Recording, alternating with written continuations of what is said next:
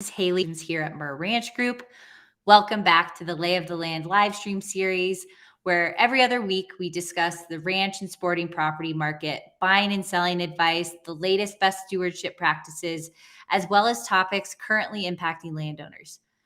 Murr Ranch Group is a full-service ranch real estate brokerage and consulting company focusing on legacy ranches, sporting and conservation properties around the West. Last week, Ken and I actually attended the American Society of Farm Managers and Rural Appraisers, where we learned a ton. That was up in Fort Collins at the CSU campus. Today, we wanted to take you through what we learned regarding water valuations of Western ranches, where to find pertinent information about your water, and what to look at when getting to know a property with water. Please feel free once again to ask questions in the comments, and we will try to answer as many as we can. If we don't get to them during this conversation, we will answer you directly. Helping me out today is the founder of Murr Ranch Group, Ken Murr. Welcome, Ken. Hello there, Haley. How are you? Other people in the stratosphere. Metaverse, I guess, maybe. Metaverse. We're not there yet. Once ranches hit the metaverse, right. I think the rest of the world ends. Perfect. And Ken, I know you have had a lot of background with water. You've been in this industry forever. And I really think, a lot of this we're going to be going over, we knew already, but it was nice to kind of hear from appraisers, engineers last week about, how this benefits our clients. Sure. Well, we talked a little bit on another podcast about some of the water right issues out there. Certainly the nuances there's significant differences between eastern United States and the western United States, and in the Intermountain West there are nuances then between the various states and how they look at this. But as you can't pick up a paper and learn about drought and things like that. You've got growth in cities and all these things, and water is as valuable as oil these days. So it's really a kind of an important aspect as we look at ranches and it's just understanding what's the contributory value of water as it relates to the ranches you're acquiring. Awesome. And it's really good too. I mean, we have a lot of knowledge and we've been doing this for a while, but it's also good to have a team behind us, engineers, lawyers, appraisers, who also really have another kind of concept and value of water, and choosing that right team when we begin any type of listing. Yeah, that's true. Well, in fact, even within the world of water, there are specialists just in water, brokers who tend to work more on the municipal side of the ledger, where they're going out and finding water rights for municipalities to acquire, especially if you're looking like in Colorado and you got the Front Range where all the cities are located. They really need that. So there are some experts, but in our day-to-day work, as we look at ranches, there's usually a water component, and Right. And the understanding of that can get cloudy sometimes, especially as you look into if there's a secondary market for that water. And just you can try to be expert at everything, but even when I went to law school, and taking classes on water law, you realize there's a reason why there's a separate world of water attorneys and their specialty, because it is a bit of a specialty. So some of the stuff we'll talk about today are kind of general parameters of it. And just kind of, as I learned even in law school, it's spotting the issues and knowing when to ask questions too, and who to work with. So yes, oftentimes you do work with the water attorneys, you do work with water engineers, because the engineers then too really know specifically what the amount of water and hydrology and all these things that are really important as to the availability of water and from an engineering standpoint. And and then of course there are particular appraisers like that we've worked with, including Kevin McCarty, who he specializes in water, so he can actually break down values of water beyond just the added or contributory value to the landscape itself. Right. And we talked, There were a lot of different people there. We talked about the different types of best use. We will be focusing on ag use during this live stream today. But there's ag, there's municipality, which you were referring to a little bit earlier, and then these transitional rights that, with development and expansion of cities, ag rights are slowly, some of them are becoming municipality. So Sure. we'll be focusing on ag today, but Yeah, and we can get into that part of it, and with agriculture side of it, it's really what's the added value of the water right to the land in the form of income generation from crops and things like that.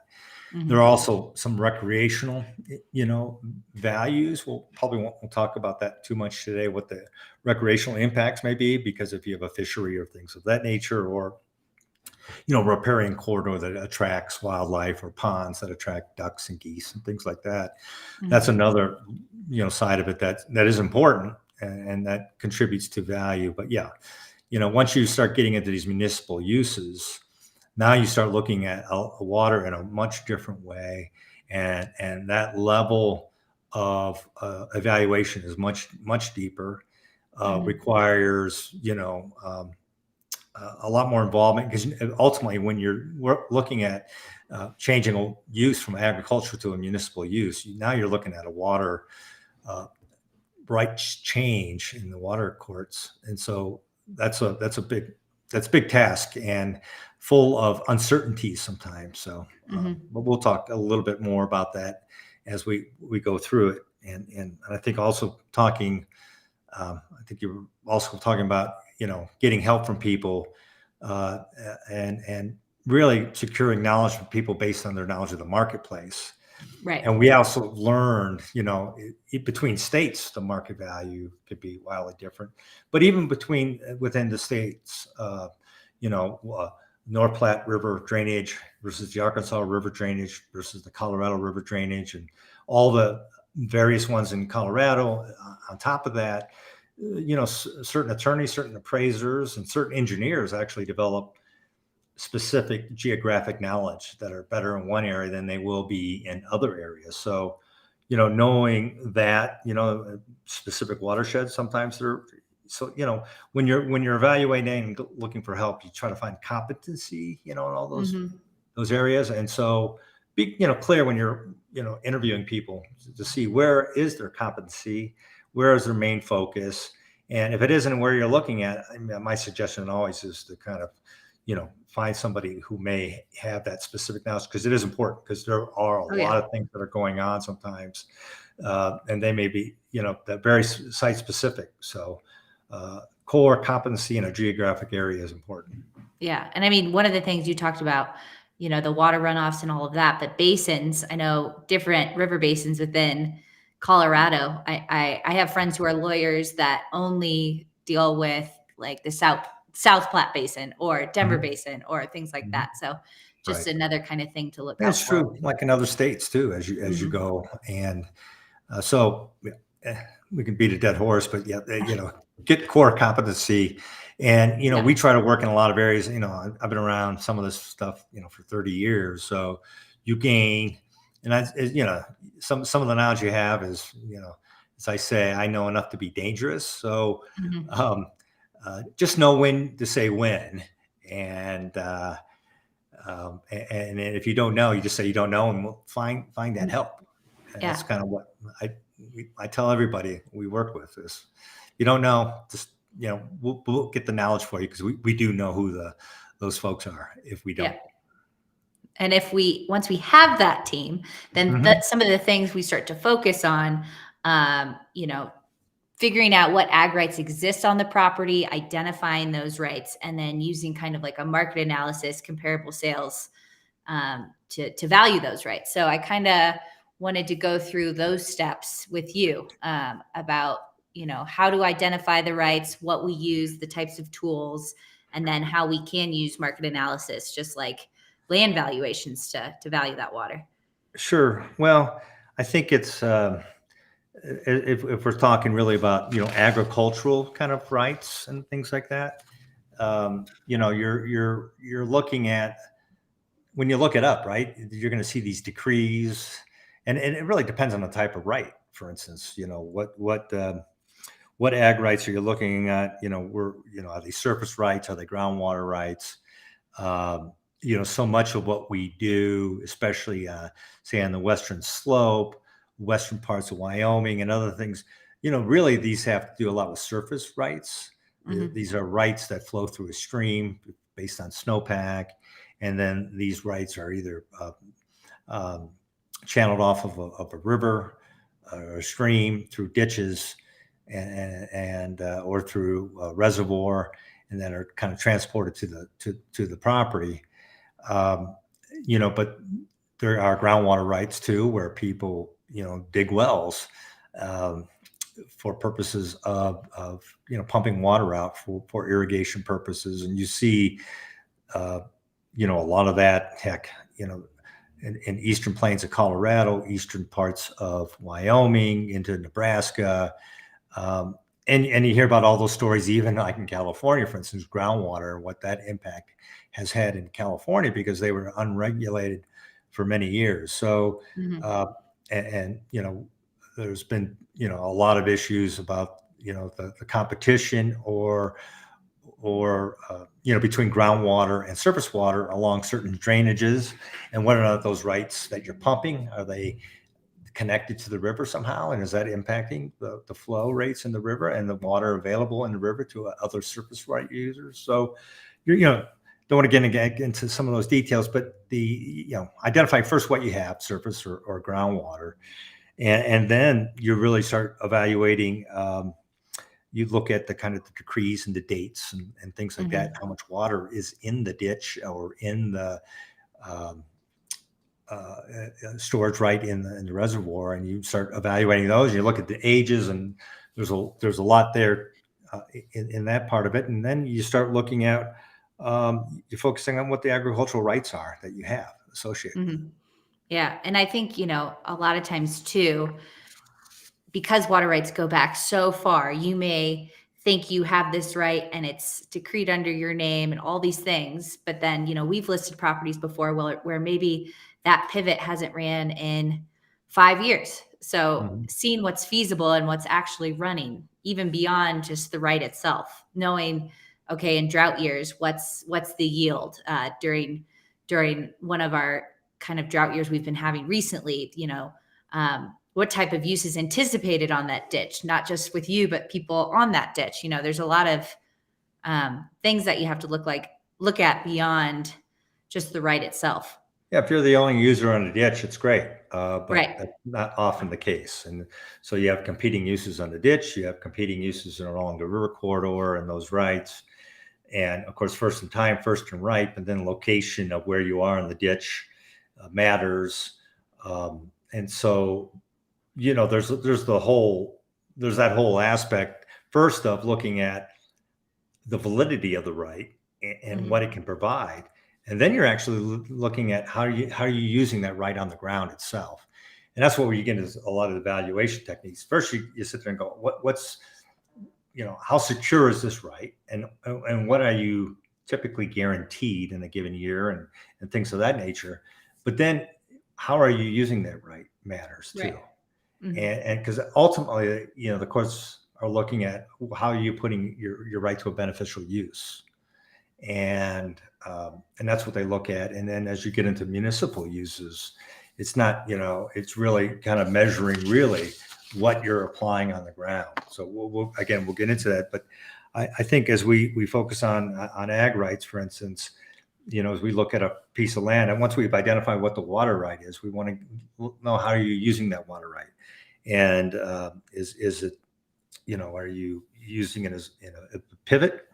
Are you using it as flood irrigation? Is it sub irrigation? Because all those things matter. Typically, as we look at it, if something, a water right has an irrigation right with a pivot, that probably is a higher kind of value on the property, because you really using that water as best you can, because there's more efficient use typically associated with that. Right. And versus something that might be flood irrigated. And then on sub irrigation itself, if it's sub irrigated, that value of that water will be worth less. And how do we determine that value is really, how do we classify the land use? Mm-hmm. So if I'm looking at 100 acres that is flood irrigated with a pivot, that'll definitely have a much higher value than something that's sub irrigated. It could be double Right. the value. And knowing, kind of having all of that documentation readily available and seeing that ahead of time is huge before even valuing what you're looking at. And Yeah. I'm And and what sorry, you can go. what crops you're growing too. Right. Man. Yeah. So some of the things that they talked about in we're on the conference we were at last week, were some type of market analysis that they use as appraisers, and these are things that we use too. So some of that supply and demand. They look at sales comparisons, just kind of like what we do with land values themselves. But the biggest thing that they were really speaking to was, if you value and use these different techniques, if you value a right as irrigated land, for instance, then you can't value the water right another way when you're going through this kind of market analysis. Can you talk a little bit about what they mean when they're talking about that? When you mean to say they talk about irrigated land use and Yeah, so when you're valuing a property, you either value the irrigated land as X, but then you can't value the water a second time, like no double dipping. oh When yeah, it well, comes, double dipping. Well, that what they're talking about in that scenario is, some people may say, well, okay, I have this water right, and it irrigates this ground, and say, okay, with irrigated ground now, I've gone from, if it was sage, it's $500 an acre, but I have irrigation now, I'm $3,000 or $4,000 an acre. What they're saying is, that's great, and that's the value of that water on irrigated land. Now, if you're saying that now there's a secondary use, a municipal use that is even on top of that, you can't say, oh, and oh, by the way, if a municipality was buying this water right, they're going to pay X. So you can't double dip. In other words, you can't sit there and say, yeah, it's worth 3,000. So if the land that's irrigating is worth $3,000 an acre, and oh, by the way, this water right is worth X amount per acre foot, or CFS. Those are kind of the units of measuring water. You can't add those together, because it's either one or the other. It's either going to be that ag value that you're increasing the value of the land because you're irrigating, you're placing water on the land, and therefore you're creating an income because you're growing crops, or it's worth X to a municipality, and they're going to pay you this amount of money for you to transfer the water to this municipality. But it really shouldn't be both. So that's kind of what we refer to as double dipping. Okay. And there's one property that we sold that kind of had a combination of the two, that Porcupine Ridge Ranch. So that was a pretty big deal that you worked up a couple years ago now. But can you tell me a little bit about why that property was very valuable with its water, and how we valued that? Sure. That was property that was located in Routt County. And what was interesting about that property, number one, was that the water that was available served two water basins. One flowed to the south to the Eagle River, to the Colorado River, and the other one flowed north towards the Yampa River. And so that in itself, there were two basins, but that wasn't really, and that was unique, right? Not typically you don't see that. But what was really fascinating about that property was, at that time, there was that water that flows into the Colorado is part of that water compact that we've talked about. And there have been a lot of kind of pilot projects that have been developed, kind of these short-term bases, where the upper and lower basin states have gotten together and say, let's put money towards towards conservation efforts, and seeing what we can do to kind of influence, some conservation practices on zone water. So in that particular case, the concept of kind of demand management is the term of art in our world. So there, the client was actually allowed to take some water early to put on their crops, but then they stopped putting water on later in the summer. And they allowed that water then to flow down to the Colorado River. Then, the idea was to get to Lake Powell and Lake Mead. And so for doing that, they were paid. Basically, it was voluntary, but through that voluntary program, they were paid quite a bit of money to let the water just flow down the river. So, and that program, that particular pilot project is no longer available, but there are examples of that being tried again and again, because they're trying to figure out how they can kind of incentivize farmers and ranchers to contribute some of that water and get paid for that temporary non-use. Okay. And the fear is for some ranchers and farmers is like, you're getting paid not to use it, goes against the grain. They're afraid that by participating in these programs, maybe they're losing their water right, and which is not true to my understanding, right? It is really a voluntary and participatory but compensated project that will still ensure that you can still use it. It's just they're trying to find ways, because of the over appropriation of water in the West, of how to kind of create incentive programs to conserve some of the water. Yeah. And that was one of the reason I bring that up is when we were valuing that property, one of the biggest players to valuing it was the water rights on the property. But it was really hard because it's a very specific property. And, we talk about sales comparisons all the time, but finding recent sales and the best available proxy for these type of properties like Porcupine Ridge Ranch, that's kind of where that needing appraisers and having that skill set of value really comes into play, because that was a very unique situation, and valuing that takes some skill. It did in the end, quite frankly. It was still about how the water applying the water on the land enhanced the value of the land. Right. And the fact that it was participating in the program showed the potential of that water, but it was very difficult to say, hey, it has X amount of value because it's participating in what was a short-term project. But again, it allows you to think a little bit outside the box, like, oh, maybe there is what I call blue sky value to that water. Now, are these demand management programs becoming more transitional water rights? They're not municipal, but maybe there's some transitional or some kind of, and we didn't really touch upon this in the program, but these are things that are, that are very unique, and we'll see how this manifests itself in time as it goes by. But, there's a lot of income coming out. In fact, the income produced just by participating in that program was greater than the income you could receive from just haying that property. So really, that's what was pretty fascinating. Yeah. Yes. So knowing and that's really exciting. As I know, water rights have always had value, especially with the income produced with irrigation. And then, some people sharing or selling their shares. That's a whole nother discussion about water shares. But then, I think they call them ATMs now. So these programs where there's a value add because you can create income in another way with water. So I think it's an exciting time to learn about water, to learn how we can value it better and to better serve our clients. Yeah. So, it really comes down to, again, identifying what the right that you have, talked about that before, what the form of ownership is, are the restrictions on it, what's feasible for that use.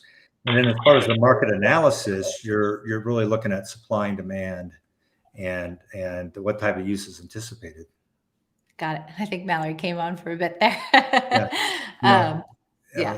And the kind of consumption, once you start getting into some of that market analysis, there's the supply and demand aspect to everything. It's just like, and that's true, especially with the water.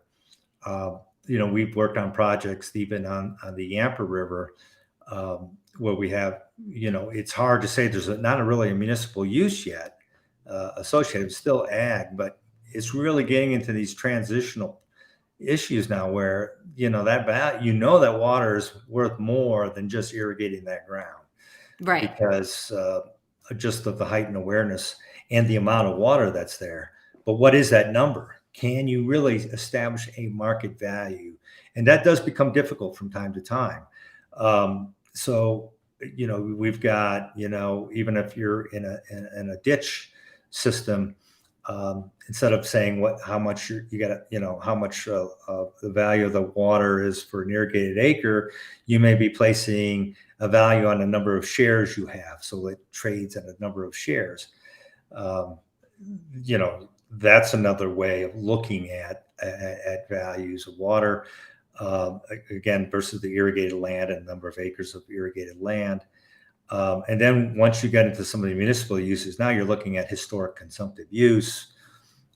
That's, you really have to establish that with engineers to really understand what that looks like. And the yields during a dry year, I mean, it can get, that's why you need engineers. That's why you need water attorneys in some of those situations. Right.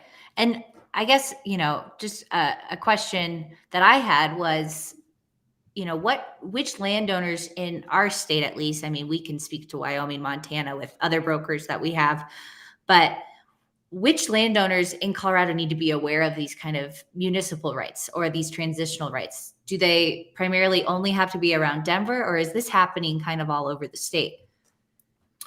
Well, as we learned even in the study or the program we participated in, 80% of like the population in Colorado, or 80% of the demand is on what we call the Front Range or the east slope, but 80% of the water is on the west slope.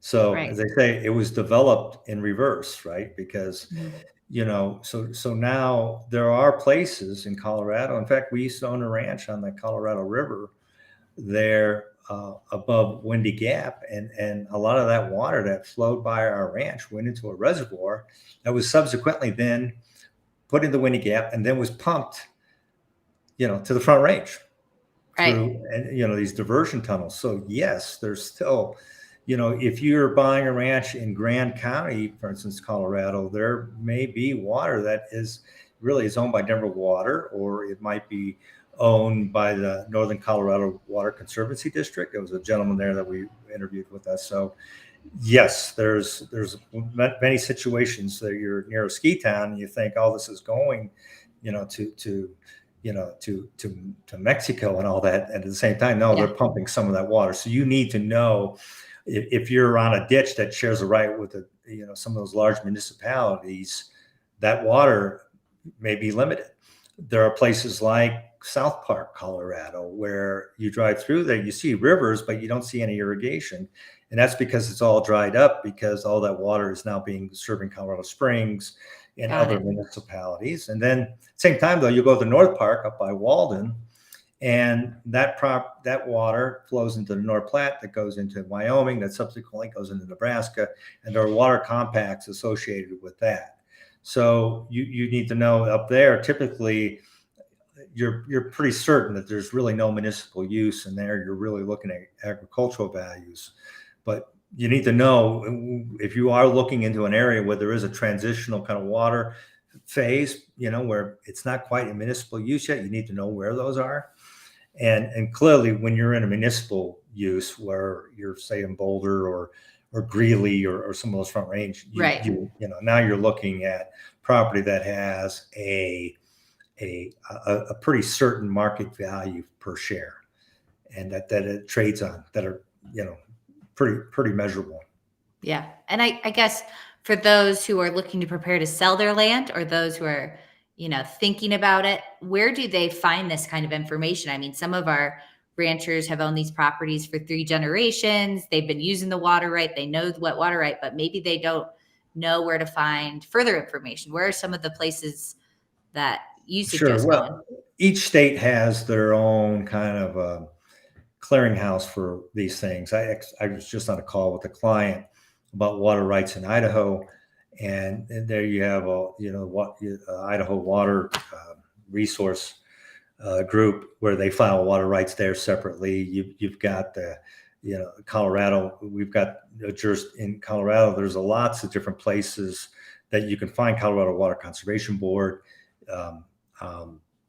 You can talk to the the local water commissioner, Okay. interview those people and to find out a little bit more how that water, how they measure it. There's a local, typically a ditch writer.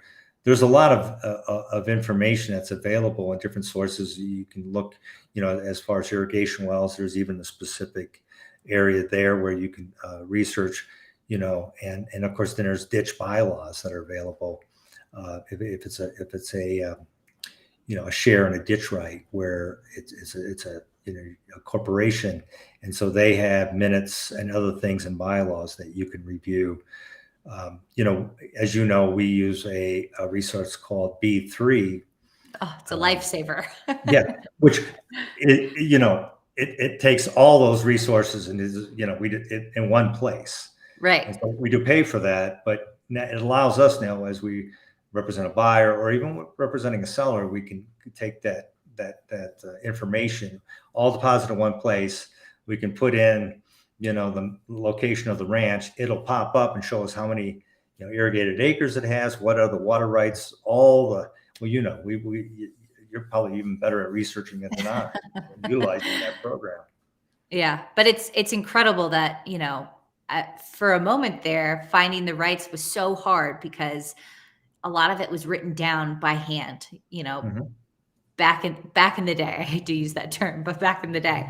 And now we have these resources where, we pay for these resources. If you don't have these documents, we can help you find them. And it's pretty cool the way technology has come, and now we really know what people own and what people are using. So Yeah, everything's kind of now scanned in. It was back in the day. I was like, reading microfiche, and you'd have to go down I to don't the even really state. know what that is. Yeah, yeah, yeah. Well, That shows our age, crow's Ken. feet up here.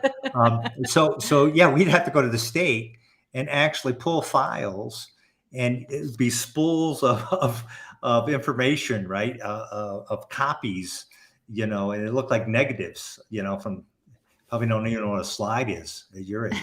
But yeah, but you would actually have to look at those things and go through them and find. Then you have to have somebody for a copy of these things. And now so many things are online, but it took some time, to do that. You Mhm. felt like you're, doing some historical research, in which you are. But Right.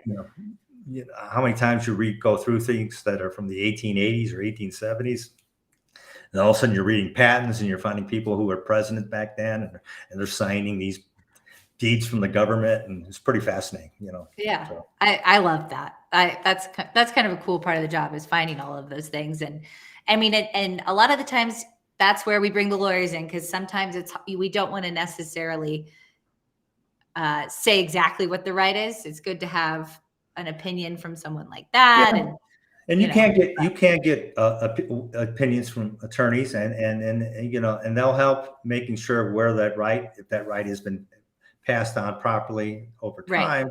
And then the engineers are really good at just really quantifying what that right is. And so usually there's a team approach to most everything we do. Mhm. When we start getting into those gray areas where we really need somebody to come in and say, hey, this is what it's you know, um, you got to perfect and understand some of this, because when you buy property and you get a title report, that title report just covers the land. It does Right. not insure the water, so you always need a separate water view Mhm. review, I should say. And so beyond the documents, a lot of that, so we'll get that ahead of time. That's super helpful to have when you're listing a property. It's super helpful Mhm. as a buyer to know what you're reading when you're looking at this. But beyond that, we have a long list that was provided at this conference we were at. But a lot of these things, and we'll provide this after this call too.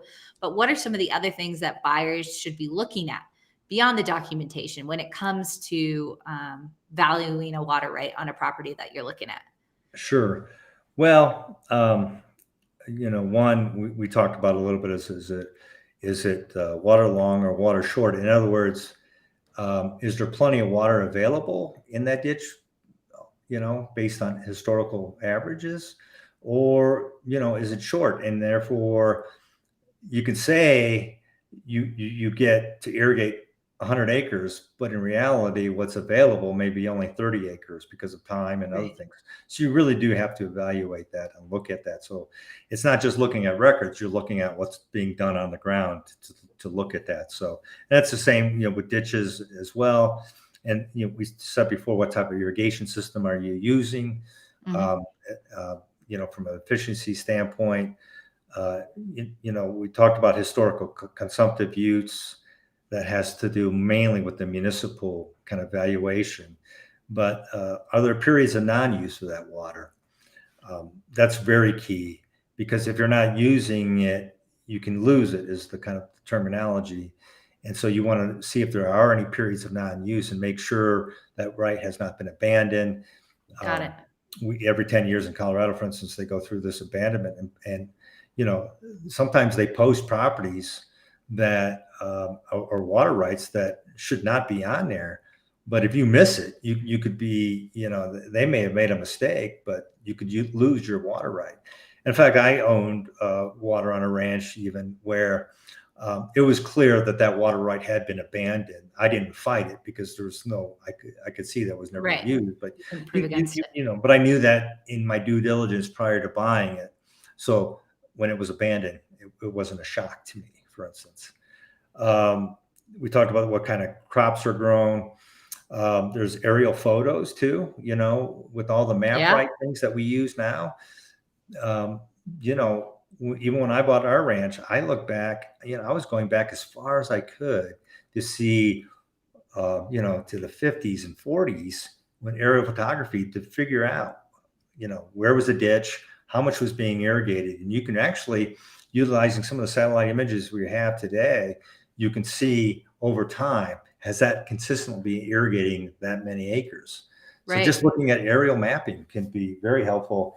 And some people don't realize when you look at Google Maps, and sometimes you can choose the year, Years. Right. right, that you're looking at. And it's really good to look through that to double check, has there been some consistency there as to the acreage? And also, the nice thing is when you go into the records, like the division engineer locally, they take notes and they say, oh, it's been using this much. And they do record typically how much of your water you're using and how many acres you're irrigating. So that's always available.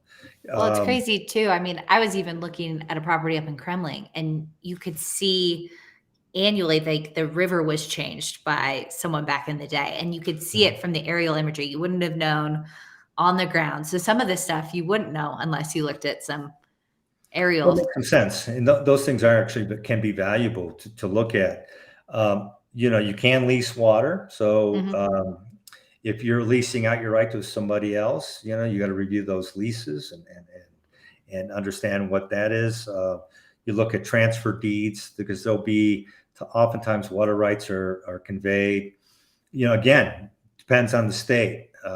Some states, the water is just transferred as an appurtenant part of the ranch, and you don't even have to identify the water.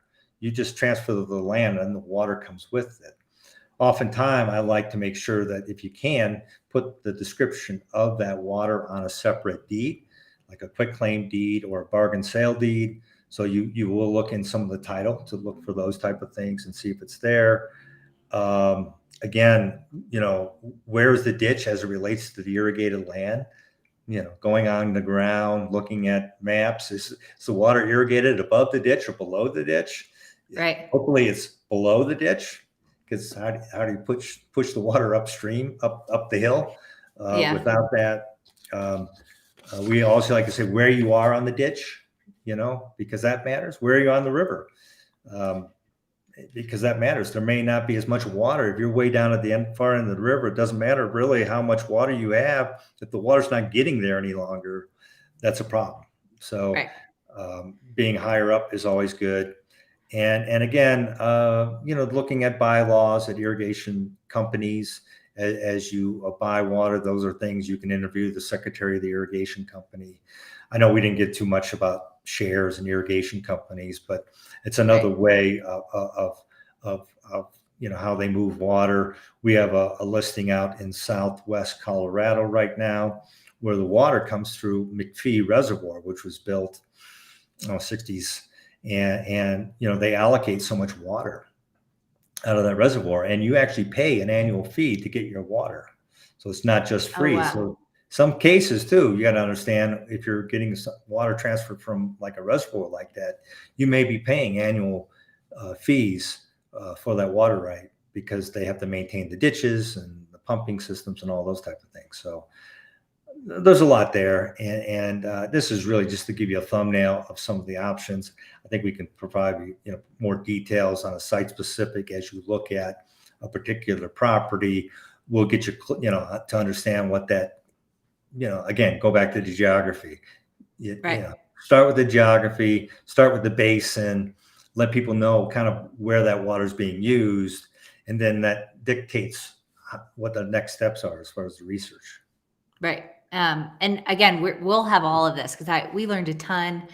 We learned about the Colorado River Compact. We learned about a lot. So we'll follow up this live stream with some more information and kind of that checklist of what to look for when looking at a property with water rights. But any kind of just pearls of wisdom before I let you go, Ken, about, values of water? I don't know, something about just water, whiskey's for drinking, water's for fighting, something like some old westerns, and it just keeps proving itself today. Yeah. If I said somebody wanted to get into be an attorney, I say, hey, a water rights attorney would be probably a pretty good field to get into. Yeah, I would agree. And I think there's a lot out there. This is, again, like Ken said, just a thumbnail. So if you have any other questions about water rights on your property or a property you're looking at, please don't hesitate to ask us. Again, Ken, thank you so much for joining and for your input on water. You're a sage. Appreciate it. Funny. All right, thanks, hey. All right. See you, Ken. Bye. And then just to close out, if you want to learn more and if you want to have some of those checklists about how to value your water on your property, be sure to subscribe to our newsletter on our website at www.murranchgroup.com or give us a call at 303-623-4545. Thanks, guys.